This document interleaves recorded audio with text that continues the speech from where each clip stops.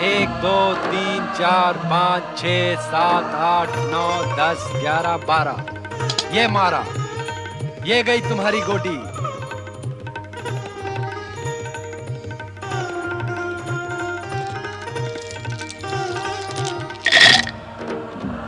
सोच के रही हो देवी, तुम भी कौड़ी फेंको। आप समझते हैं कि भाग्य केवल आप ही का साथ देगा? अवश्य। जब तक सौभाग्यशालिनी देवी पार्वती हमारे साथ रहेंगी, तब तक भाग्य तो हमारा ही साथ देगा। आज मैं आपके साथ नहीं, मेरा भाग्य मेरे साथ और आपका भाग्य। हम समझ गए देवी, आज खेल खेल में ही तुम हमारी विरोधी बन बैठी हो। किंतु हमने भी निश्चय कर लिया है कि आज तो तुमको हरा कर ही रहेंगे। कौड़ी फेंको। 12 12 12 12 12 12 1 2 3 4 5 6 7 8 9 10 11 12। आपकी पहली गोटी गई। देखा स्वामी, अब मैं जीत गई। अब मैं जीतती ही चली जाऊंगी। 12 12 12 12 12 12 12 12।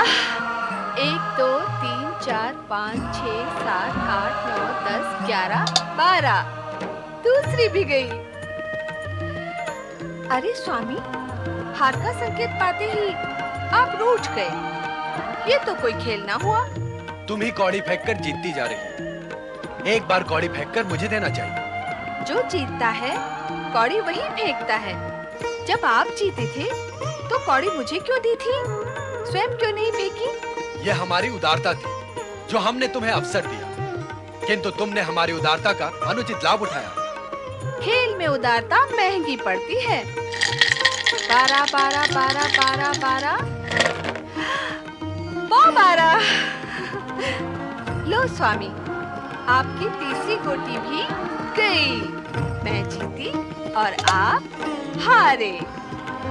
3 बार मैं आपको हरा चुकी हूँ स्वामी। यदि अब आगे भी आपको खेलना हो तो मैं तैयार हूँ। देवी, तुमने हमारे साथ छल किया।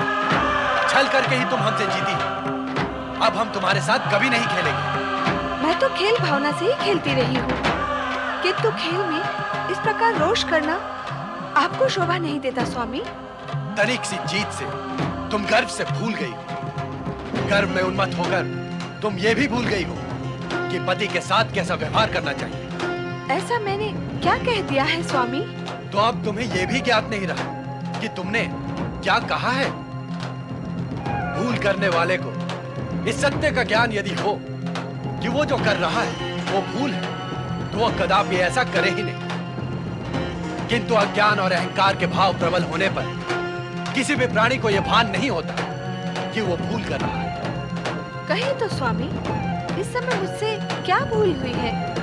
क्या खेल में आपसे जीत जाना मेरी भूल है?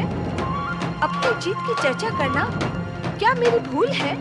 इस समय हम तुमसे इस विषय में चर्चा करना उचित नहीं समझते।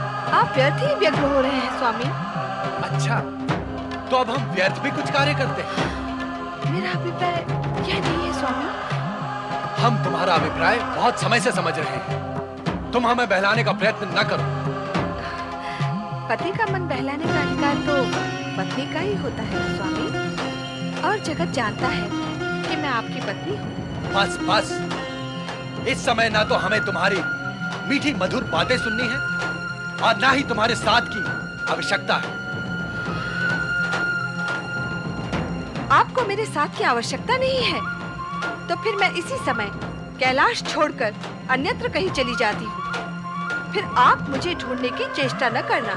तुम सहज जा सकती हो। हम पहले भी तुम्हारे बिना अकेले रह चुके हैं। तुम भली भांति जानती हो कि चुनौतीपूर्ण शब्द सुनना हमारे स्वभाव में नहीं। वैसे भी तुम्हारे साथ इतने समय तक रहकर हम अपनी स्वतंत्रता खो चुके थे। अच्छा ही हो, तुम्हारे जाने के पश्चात हम फिर से स्वतंत्र हो जाएंगे। स्वामी,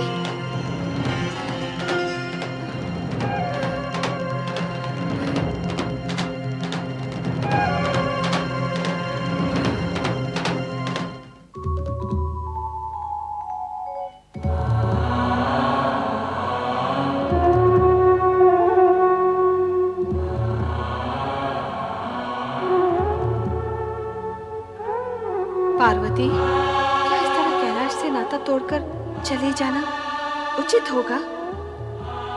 अपने पुत्र समान नंदी और शिवगणों का भी विचार नहीं आया तुम्हें? तुम्हारे न होने पर उनकी क्या स्थिति होगी? अब कैलाश से चलकर आई हूं तो लौटकर कैसे जा सकती हूँ? नंदी और शिवगण की चिंता करने की मुझे क्या आवश्यकता है? उनकी चिंता करने वाले शिव शंकर तो कैलाश पर बैठे ही हैं ना। किंतु प्रश्न ये है कि तुम जाओगी कहां और कहां? पिता हिमालय राज की शरण में। नहीं नहीं नहीं, वहां नहीं जाऊंगी। वहां जाने से उनकी चिंता बढ़ जाएगी और वे स्वामी के पास लौट जाने के लिए कहेंगे। नहीं, मैं वहां नहीं जाऊंगी। तो कहां जाओगी? किसी अज्ञात स्थान पर जहां कोई मेरे विषय में जान भी ना सके। किंतु शिव तो अंतर्यामी है, तुम उनसे कैसे छिपी रह सकती हो? वे जान ही जाएंगे कि तुम कहां हो। जानते हैं तो जान ले। मेरा भी दृढ़ निश्चय है कि मैं इस बार सरलता से कैलाश नहीं लौटूंगी। वे मना मना कर थक जाएंगे, फिर भी नहीं लौटूंगी। मैं कैलाश नहीं लौटूंगी, नहीं लौटूंगी, नहीं लौटूंगी।